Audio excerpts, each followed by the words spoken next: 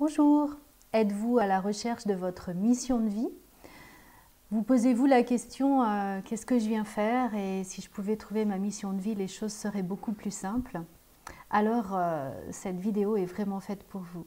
Bonjour à tous, je suis Véronique Chaput, sophrologue, praticienne en hypnose, thérapie brève et énergétique.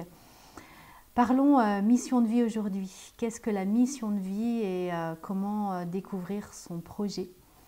Alors, je suis praticienne en hypnose depuis plus de 9 ans maintenant. Et dans l'hypnose, notamment l'hypnose karmique ou spirituelle ou de régression, on peut découvrir et aller chercher des éléments qui nous permettent de mieux déterminer notre mission de vie. C'est-à-dire, quelle est l'expérience que je souhaite vivre dans cette vie, puisque quand on parle de mission de vie, on sous-entend en tout cas que les vies, différentes vies peuvent exister, que notre âme se détache de notre corps physique et peut se réincarner pour mener à bien certains projets. Alors comment est-ce possible? Alors on parle maintenant, et toutes les religions en ont parlé, mais détachons-nous de ce côté religieux pour rester dans le spirituel. Et nous pouvons commencer à amener quelques certitudes, en tout cas, c'est que notre corps est à 99% de l'énergie et donc de l'information, et que nous avons donc 1% de matière. Et ça, c'est vraiment d'un point de vue scientifique, sans aller chercher de croyances particulières. À partir de ce moment-là, à partir du moment où on a 99% d'énergie et d'information, nous sommes capables de pouvoir régresser et en tout cas d'avoir accès à certaines connaissances, un peu comme si on allait chercher dans une bibliothèque. On appelle ça aussi les annales akashiques, comme si on allait chercher dans une bibliothèque les informations dont on a besoin. Pour autant, même si je le pratique et que je trouve que ce type de séance en tout cas est vraiment très instructif et particulièrement productif pour la personne, qu'entend-on par mission de vie? Pour ces êtres spirituels que nous sommes, nous venons expérimenter, nous venons faire l'expérience de quelque chose dans ce corps physique. Cette expérience que nous vivons, elle doit être le plus positive possible, c'est plutôt l'idée. Et quelle que soit l'expérience ou les expériences que l'on a choisi de vivre, de traverser, notre mission de vie est peut-être tout simplement, en tout cas c'est ma conviction, de trouver le côté positif des choses et d'en ressortir avec tous nos talents d'être spirituel. Et qu'est-ce qu'un être spirituel? Eh bien, c'est un être qui est constamment dans la joie, qui expérimente vraiment cette bienveillance, cette ouverture, cet amour inconditionnel. C'est cet être qui sort en tout cas de cette dualité. Dualité, c'est le bien, le mal, c'est le vrai, le faux. Quand on arrive à sortir de cette dualité, de nouvelles portes s'ouvrent, de plus de possibilités vont s'ouvrir à nous.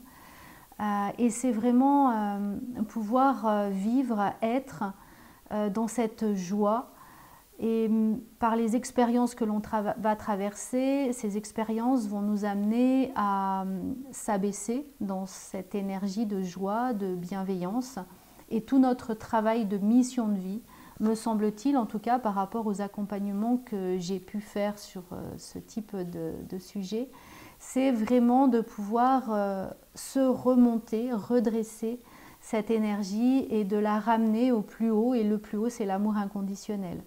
Les plus hautes énergies, c'est vraiment la gratitude, l'amour inconditionnel, la bienveillance.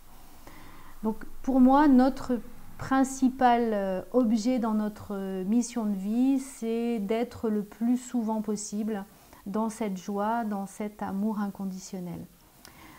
Voilà, donc certains vont expérimenter cette mission de vie en étant au service des autres, par exemple les thérapeutes, les médecins, le corps médical, etc. D'autres vont être, comme on appelle les familles d'âme, dans la formation, dans l'éducation. D'autres vont être plus dans du service, d'autres vont être plutôt dans le commerce, peu importe en tout cas ce que vous avez choisi.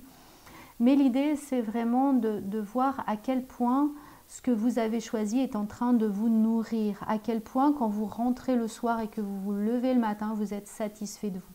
Vous êtes dans ce « Waouh, j'ai passé une belle journée et c'était confortable pour moi ». Et plus vous allez nager dans ce confortable, dans cette aisance, dans cette joie de pouvoir exercer cette expérience, et plus vous êtes dans votre mission de vie. Donc vous pouvez aussi chercher qu'est-ce qui me nourrit, qu'est-ce qui me fait du bien, et de pouvoir l'augmenter, ou peut-être de pouvoir vous dire comment je peux faire ça de façon plus souvent, plus fréquemment. Parce que n'oublions pas que notre mission de vie n'est pas forcément le job, parce que nous sommes bien plus grands que le travail. Nous sommes des êtres à part entière, donc notre mission de vie ne se restreint pas et n'est pas limitée en tout cas à notre travail. Donc vous avez plein de façons de pouvoir l'exercer. Voilà, j'espère que cette vidéo vous aura donné quelques pistes pour mieux réfléchir sur votre mission de vie. N'hésitez pas si le cœur vous en dit en tout cas de pouvoir expérimenter ce type d'hypnose qui peut se faire aussi en visio. Et ça m'arrive de le faire, surtout si vous êtes déjà habitué à l'hypnose. Et si cette vidéo vous convient, n'hésitez pas à la partager pour qu'elle puisse accompagner d'autres personnes. Et bien sûr, cliquez sur la petite cloche pour vous abonner à ma chaîne. Merci beaucoup, bonne journée à vous.